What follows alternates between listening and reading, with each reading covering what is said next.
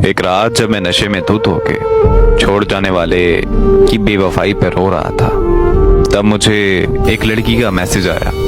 लिखा था कि मैं आपसे बात करना चाहती हूँ। मैंने मैसेज इग्नोर कर दिया क्योंकि मुझे रूटीन में ऐसे मैसेजेस आते रहते थे। मेरा सोशल मीडिया अकाउंट हकीकत में मबनी दर्द पर लिखी दास्तानों से भरा हुआ था, जिसकी वजह से बहुत सारे लोगों के दिलों में मेरे लिए हमदर्दी थी और वो लोग मुझे मैसेजेस करते रहते थे। पर मुझे हमदर्दी से नफरत होने की वजह से मैंने कभी किसी को रिप्लाई नहीं किया था। उस लड़की के मैसेजेस बार बार आने लगे तो मैंने मोबाइल फोन बंद कर दिया और सो गया।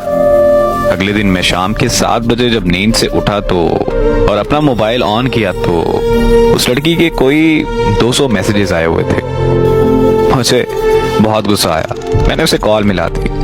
उसके कॉल अटेंड करते ही मैंने उसकी खूब इंसल्ट की और कॉल बंद करके उसे ब्लॉक कर दिया। थोड़ी देर में ही मुझे एक और रॉन्ग नंबर से कॉल आ गई। मैंने अटेंड की तो एक लड़की ने मुझे भाई बोलते हुए कहा कि मैं नूर की बहन बात कर रही हूँ। मैंने उससे पूछा कि कौन नूर? वो कहने लगी कि वही नूर जिसने सोशल मीडिया पे आपकी स्टोरी पढ़कर पिछले 7 दिनों से कुछ नहीं खाया। वही नूर जो पिछले 7 दिनों से लगातार रोई जा रही है। वही नूर जो पिछले 7 दिनों से सोई नहीं। वही नूर जिसकी कुछ देर पहले आपने इंसल्ट की है। मैंने इतना सुनते ही कॉल बंद कर दी और वो नंबर भी ब्लॉक कर दिया। रात को जब मैं फिर से नशे में धुत हुआ तो मुझे अजीब ख्याल आने लगे और एक अजीब सी बेचैनी होने लगी कि आखिर ये नूर लड़की है कौन और ऐसा क्यों कर रही है। तजस्सुस इतना बढ़ गया कि मैंने उसे अनब्लॉक किया और कॉल कर दी। कॉल उसकी बहन ने अटेंड की। मेरे हेलो करते ही मुझे कहने लगी कि अगर नूर को कुछ हुआ तो मैं तुम्हें छोड़ूंगी नहीं।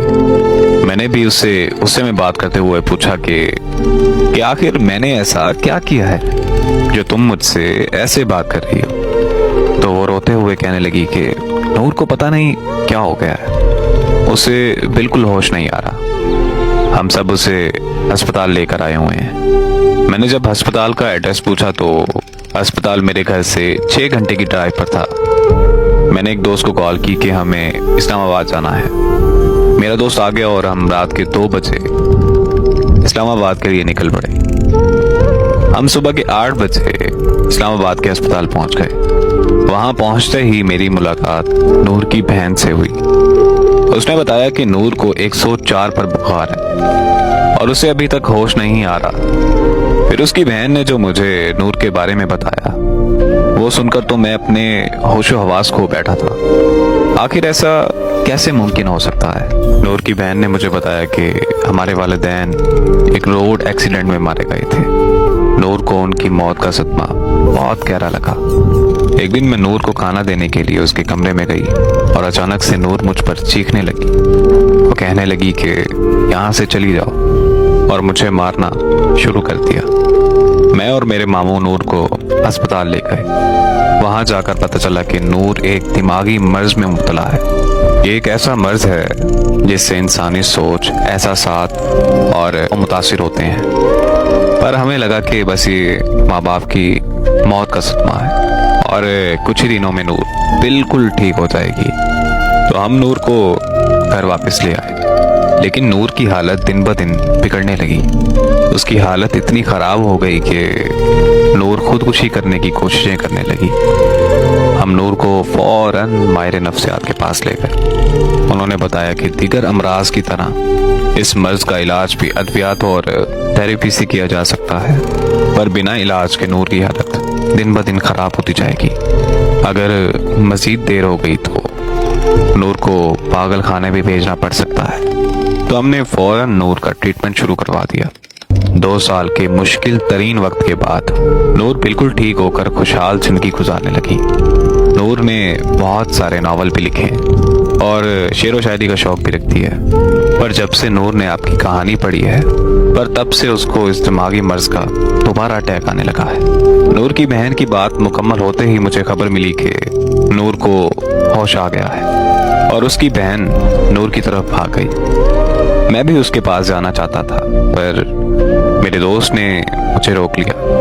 वो मुझे कहने लगा कि नूर तो पागल लड़की है, हमें उसे क्या लेना देना, चलो हम घर चलते हैं। मैंने अपने दोस्त से बोला कि अरे यार, मैं कौन सा नॉर्मल हूँ, मैं भी तो इतना पागल हो चुका हूँ कि किसी का कम बुलाने के लिए नशे का सहारा ले रहा हूँ। बस इतना कहकर मैं नूर से मिलने चला गया। नूर मुझे देखते ही उठकर बैठ गई। उसकी खुशी की कोई इंतहा ही नहीं थी। जिंदगी में पहली बार मैंने खुद की वजह से किसी के चेहरे पर खुशी देखी थी, और उसके चेहरे पर खुशी देखकर जो मुझे सुकून महसूस हो रहा था, वो सुकून मैंने पहले कभी महसूस नहीं किया था।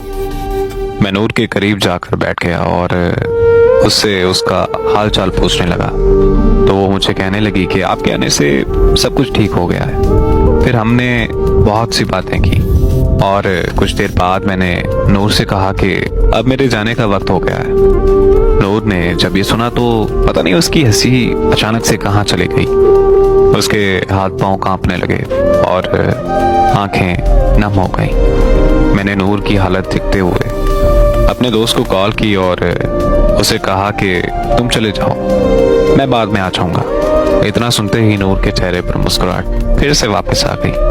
मैं और नूर 2 दिन तक अस्पताल में रहे। वो 2 दिन मेरी जिंदगी के सबसे खूबसूरत दिन थे। हमने एक साथ जीने मरने की कस्में भी खाई थी।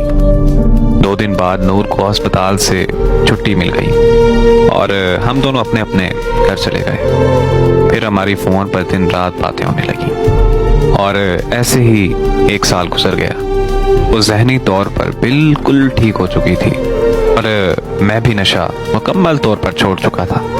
जहाँ